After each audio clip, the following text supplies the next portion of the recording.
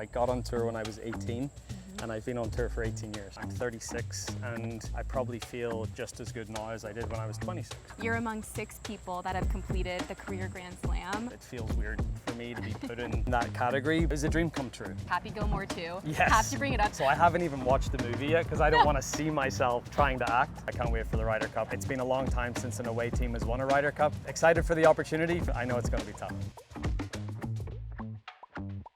Hey guys, what's up? I'm Rory McIlroy.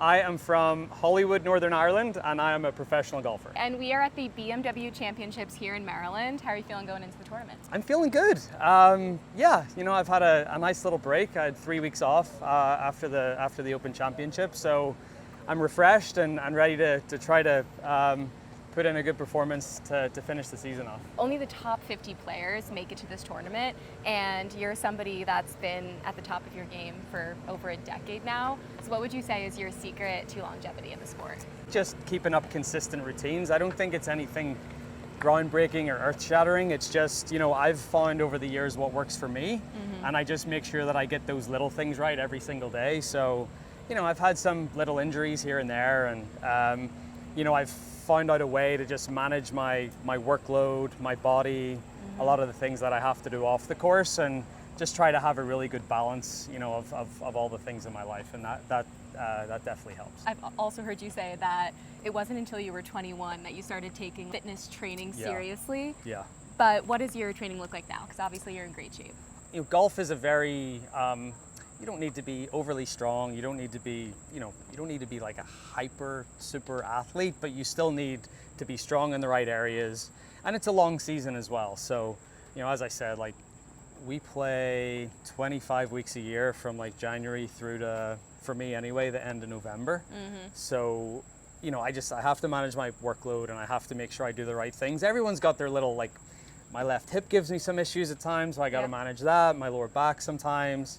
I've had some stuff, but you know, again, it's all about just making sure you know what's good for you and your body, and that's really it. But my training right now is I try to do 2 or 3 days of strength training a week, and then I'll try to do some more like explosive power movements a couple days a week, and then honestly, maybe like one condition. I feel like when we're out here, and we're walking 8 to 10 miles a day, so like the golf sort of takes care of the conditioning part of it. Right. So it's more just being strong in the right areas, and your lower body, your legs are really important for the golf swing. So I try to focus on those a lot, and you know, I've always been pretty lucky that I've been pretty flexible, so I don't have to work on my flexibility too much. But as I get older, it's something that I probably have to keep an eye on. I'm 36 and I probably feel just as good now as I did when I was 26. That's a really cool thing to say. It's cool also knowing, like, I feel like ever since I've,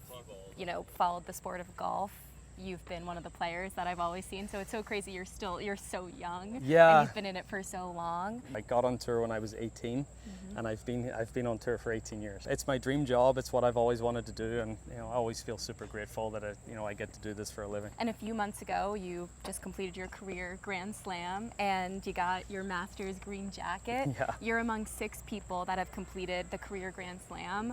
What does it feel like to be, you know, amongst that small group of people?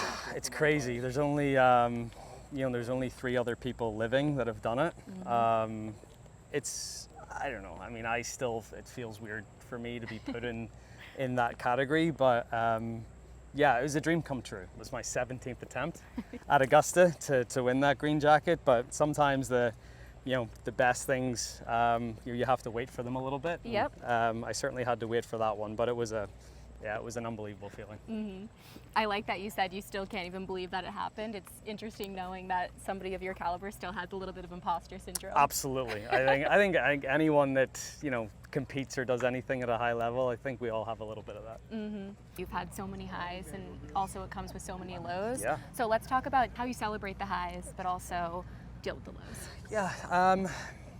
I think the thing is with highs and lows, you know that neither are going to last forever, right? There's always going to have to be a come down after a high, and you're always going to have to build yourself back up after a low. And I think I've been around long enough to know that careers ebb and flow. You're going to have times where you feel like you're on top of the world, and you're going to have times where it feels a little more difficult.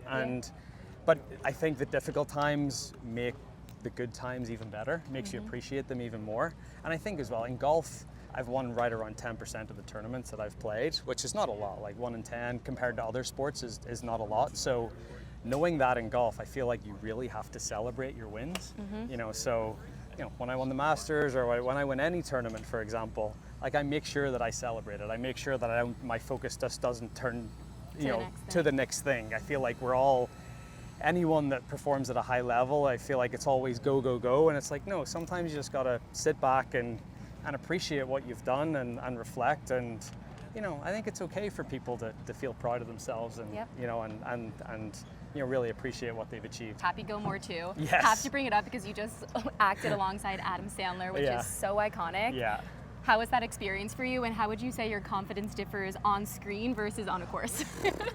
So I haven't even watched the movie yet because I don't want to see myself trying to act. I'm going to try to watch it this week maybe, but it was an amazing experience. Adam Sandler is like the best. He's such a nice guy. He made us feel so comfortable.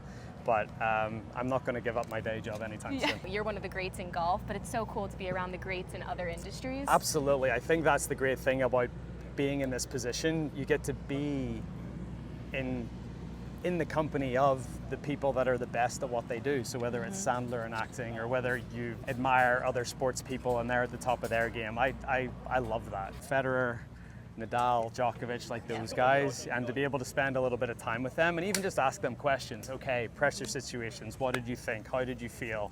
How did you handle adversity? I think just picking the brains of all those guys is really cool. Is there a piece of advice that you got from Djokovic or Federer that has always stuck with you? With Djokovic, he's just got so much belief in himself, and he had some hard times early in his career and was able to overcome them and then turn into the greatest player ever. So I just think the little mental cues that he has, and he talks a lot about breathing, and he practices his breathing a lot, and I've tried to incorporate that into my routine a little bit as well. So especially in pressure situations, that can help so much. So yeah, you always try to just glean a little bit from all of these guys if you get the chance to spend time with them. Let's give a piece of advice to other young golfers out there and also high achievers in general. I think you have to remember why you got into the thing that you're doing. I got into golf is because I love the game, and I never want it to feel like a job, even though there's sometimes it does. But I think the more fun you can make it, the better the outcome's going to be. Ryder's Cup is coming up. How are you feeling going into it? I heard it's going to be pretty rowdy, guys. It's in Long Island. You know Long Island people. If you know, you know. Yeah, especially as a European, we're going to be, we're the away team. We're going to be the underdog. It's going to be rowdy. It's going to be great though. I can't wait for the Ryder Cup. It's been a long time since an away team has won a Ryder Cup. The home team always has a big advantage. So excited for the opportunity for the Europeans, but I know it's going to be tough.